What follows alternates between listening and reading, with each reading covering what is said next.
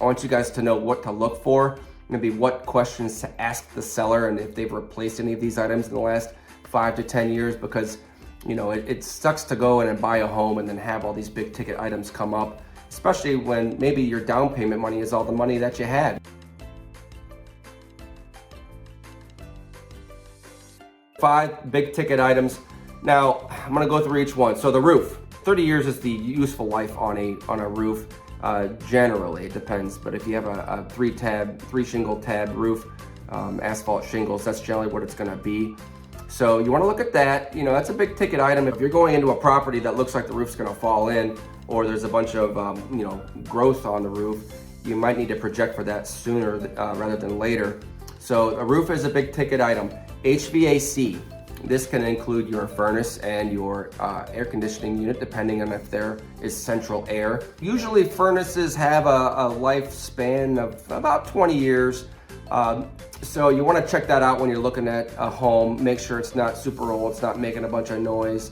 Now, if you have an inspection, these things will be covered and looked at for you by the inspector. They'll put pictures of the data plates and give you the approximate age of the components. But if you don't have an inspection, that's kind of one of the reasons I'm making this video. I want you guys to know what to look for, maybe what questions to ask the seller, and if they've replaced any of these items in the last 5 to 10 years, because it sucks to go in and buy a home and then have all these big ticket items come up, especially when maybe your down payment money is all the money that you had. You've been saving up for years to afford a home. You don't want to go in and buy a home that's going to have all these things breaking on you. And to be honest, the delta between what a home costs, if it's been upgraded or if it hasn't, isn't really as high as the cost of those items.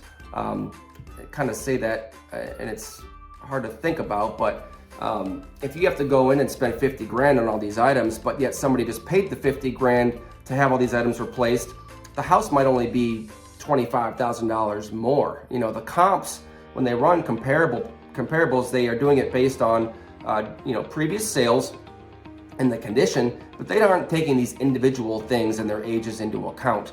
So you might do a little bit better paying a little bit more for a home that has all these things already completed, and the bank is actually putting down 80% of that anyways, and you're borrowing that at right now it's 7% interest, but if you're at 3%, that's amazing. It's always better to buy, in my opinion, a home that's a little bit more expensive but may have some of these capital expenditure items taken care of on the front end, so you don't have to worry about them.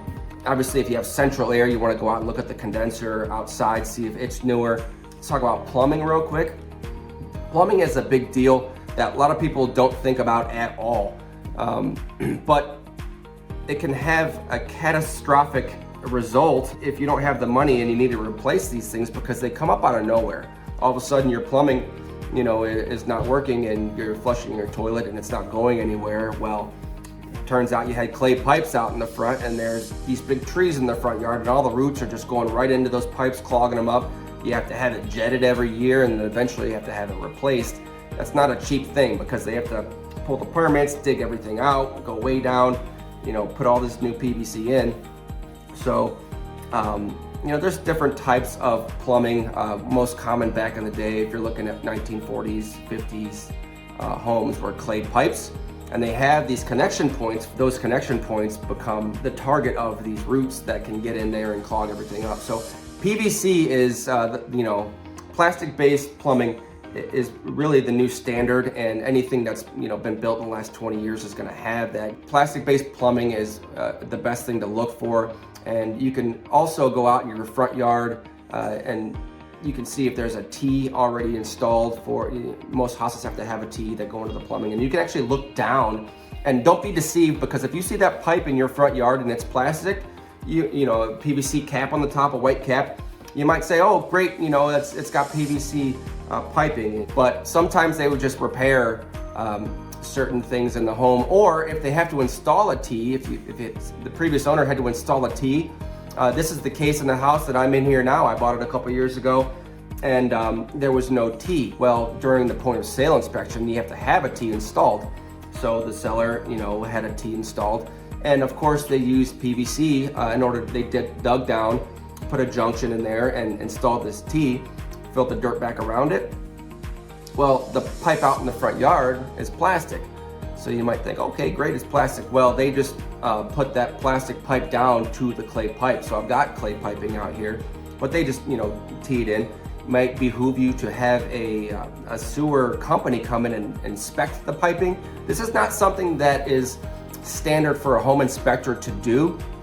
They might note what the plumbing consists of, but they're not gonna really include a camera inspection. That's not, a plumbing inspection is a hidden feature of the home. They're not gonna go in there with a camera and look at that, unless you pay maybe extra. They might have a camera, but you can always have a plumbing company come out for $200-300 and they can run their camera down there and see what you're looking at, and they can give you an assessment of what the pipes look like. Now, a lot of times they're going to tell you that they're shot and that they need replacement because they're trying to sell a job.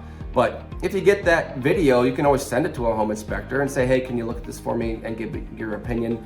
If you see there's not many cracks in it and it's fairly straight, then you should be good to go if there's no flow issues. So always look for the piping. And sometimes it's easier if you have a basement, you can go down there and you can kind of study and see what is there. But don't let this be something that just passes you by, because it can be a hidden an issue. I actually have a 4-unit property that I purchased, and I had there was no T, and it wasn't required in the city. So we actually had to remove a toilet off of one of the apartments, and they ran the camera down as far as he could, and everything looked good that we could see. And I asked him, I said, look, someday if I have to have this replaced, what would your estimate be for replacing all the pipes out to the street? And he told me it'd be $60,000. So luckily I haven't had any issues thus far. I plan on installing a T because I'd like to be able to jet it if there's ever an issue that I can just jet out. It'd be nicer to put $2,000-3,000 into a T now before it's winter time and I have a clog. But anyways, $60,000. So it gives you an idea of what this repair could have happened a week after I closed if there was an issue. So you always want to think about the plumbing.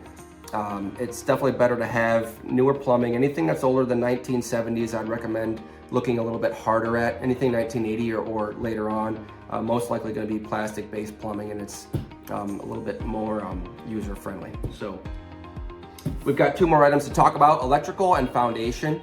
So electrical is a big thing. Some companies won't even insure your home if it's on knob and tube still. So knob and tube was a very common type of wiring back in the day, and you can see, you can spot these out where maybe if you go in the attic, you'll see these little ceramic white fixtures attached to all the rafters or the joists, where the wire goes up and it wraps around these and goes through holes, and the wires are kind of exposed and they're individually run strands. That's a dead giveaway for knob and tube.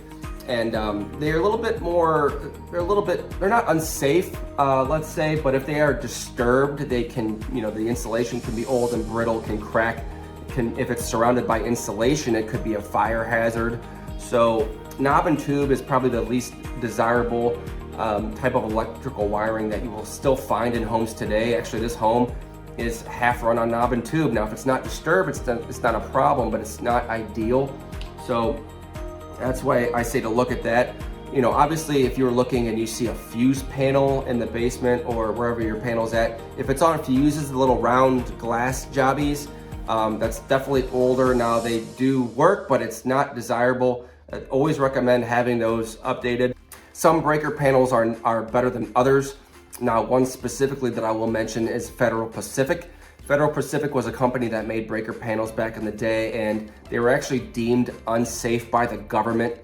Specific panels, stab locks specifically, now you can identify these by the orange. If you look at the breakers of the box, there will be like an orange stripe on the breakers of the box, and it'll say Federal Pacific right on the panel. These were deemed unsafe by the government because they were starting fires.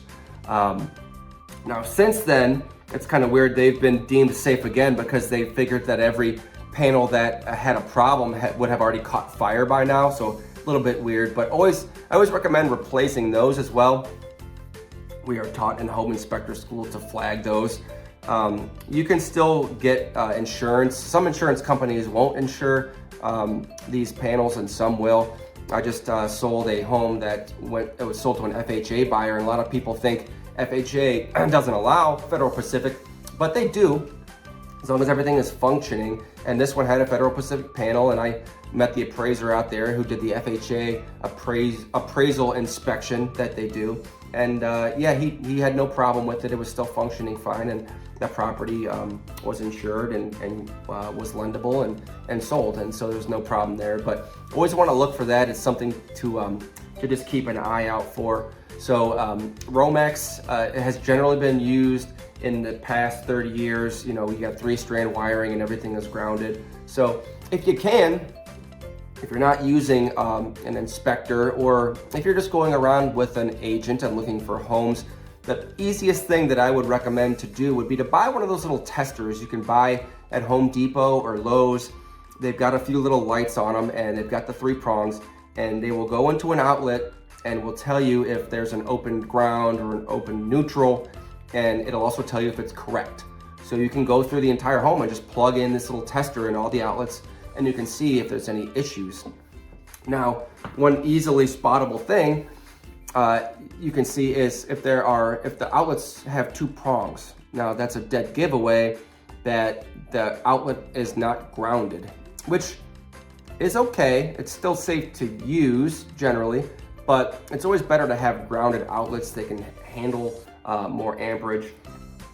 And yeah, one big no-no is that you see are the little converters where they go into a 2-prong and they convert it to a 3-prong, because then people are putting on power strips and plugging in 20 accessories into this little outlet, and that's a big fire hazard. So don't do that. One other thing too, and just because you see a 3-prong doesn't mean it's grounded. So a lot of people will actually go and install a 3-prong outlet into a system that had 2-prongers before, and it gives the illusion of a 3-prong outlet, grounded outlet, and you can actually still plug in the outlet and it'll work. You can plug in your 3-prong accessory and it'll still work, but it doesn't mean it's grounded. So I wouldn't mess around when it comes to electrical. If you're not sure about something like that, always have an electrician look at it, or a home inspector, and just be on the lookout for that, because when you're buying a home, that can be a big expense, replacing all of the wiring in a home. A panel might not be that bad, could be $1,000 to replace a panel in a standard home.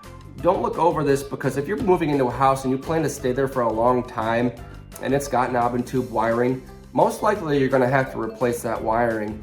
And it's not only the wiring that you have to worry about when you're replacing this, it's all the access. If a company comes in, they're gonna have to cut all the drywall, drywall up and down in order to snake these things through. So you want to make sure that, if you're buying a home, you don't want to have to sink 50 grand into replacing all of the wiring in the home. So think about that too. And if you're worried about it, before you buy the home, have an electrician come out, give you an estimate, give you a look, have them get a look at it and give you their thoughts on it. One more thing I want to talk about: foundations. So this is a big deal. You've got your 3 basic types of foundations. You've got a basement, a crawl space, or a slab on grade foundation, which is just basically a concrete. So what do I recommend? There are pros and cons to each. When I'm looking for a rental property, personally, I like slab foundations. To me, there's just less to go wrong. And it depends on the age of the home too, because one big negative about slab foundations is that all the plumbing and some of the ductwork can be run down into the concrete and then covered up. So if you ever have a leak or something like that, may end up having to jackhammer up some concrete to find a leak and then replace the plumbing and then pour concrete back on top. And meanwhile, you're pulling up carpets and you're pulling up vinyl plank flooring and all this stuff, tile. It can be a big deal. But if you have a home that's newer, I tend to like slab foundations. You have to worry about less moisture coming in. A crawl space can be advantageous because you can access all of your components. A lot of your HVAC, your electrical components, you can get down in there. But also there can be issues with moisture, radon gas, and it depends on the age of the home. So some clearance in there is nice to have where you can crawl around. A lot of crawl spaces aren't really, you'd really have to crawl to get in there. So, crawl spaces are okay. basements, I tend to try to stay away from, but also depending on the age of the home. I have bought, properties that have basements and I make sure that they're dry and all of the walls are straight. They're not blowing in. There's no cracks. There's no moisture that you can see coming in, because that can cost a lot of money to have to replace bricks or to waterproof a foundation of a basement. So when you're going in, if there's a home with a basement, you just want to make sure you go through and you look at, if there's step cracks. Cracks are different depending on if they're vertical, if they're horizontal, or if they're step cracks. It can mean different things. There can be heaving, there can be bowing. So this is where your home inspector is going to go in and tell you whether or not they recommend you buying the home or just keeping an eye out for issues, shifting. Really depending on if the home's, on a flat piece of land, if it's on a hill, it can really make a big difference. So go in there, look for cracks, look for water, look for puddles on the floor. If you have a home that you're looking to buy and it's got carpet down there and it looks like older carpet and you can't see any staining, then you can kind of, I don't want to say safely say, but you can assume that they might not have water down there. But I always, look for fresh paint in a basement, in a home you're looking at. Look for, fresh paneling or drywall. I like to see unfinished basements because I can actually look at the walls. When I see a basement that's fully finished, as a home inspector, I don't like that. Not to say there's anything wrong with it, but if I can't see the brick, then I can't really give a good opinion on it. So in those cases, I will go to the utility section of the basement, or maybe a closet, or anywhere that I can peek in to see the condition of the brick. And then I have to make the assumption that the brick that's exposed is of the same condition of the brick that's hidden. But it is something in a report. If I'm a home inspector doing a report, I will kind of disclaim those things because you can't really see what you can't see. So when you're going through a home, look at the exposed brick portions of the home and the utility area of the basement if they have one, and look to see if it's dry, if there's any staining on it, or if there's any cracking. So that's the last thing for the foundation. I know I tend to ramble on when it comes to this stuff, but those are the 5 big ticket items that I would look for when you're looking for a home. If I can ever answer a question for you, feel free to shoot me a message on Facebook, Instagram, via email, YouTube. I've got a lot of YouTube videos out there, and you can probably see them up or down, no, probably below or to the side. And let me know if you guys have any questions. Whether or not you're a client of mine or not, I'm here to provide value to you. So home inspector questions, real estate questions, realtor questions, anything that you have. Other than that, I'll let you guys go, and I hope you guys have a great 2024. Talk to you guys soon. Bye.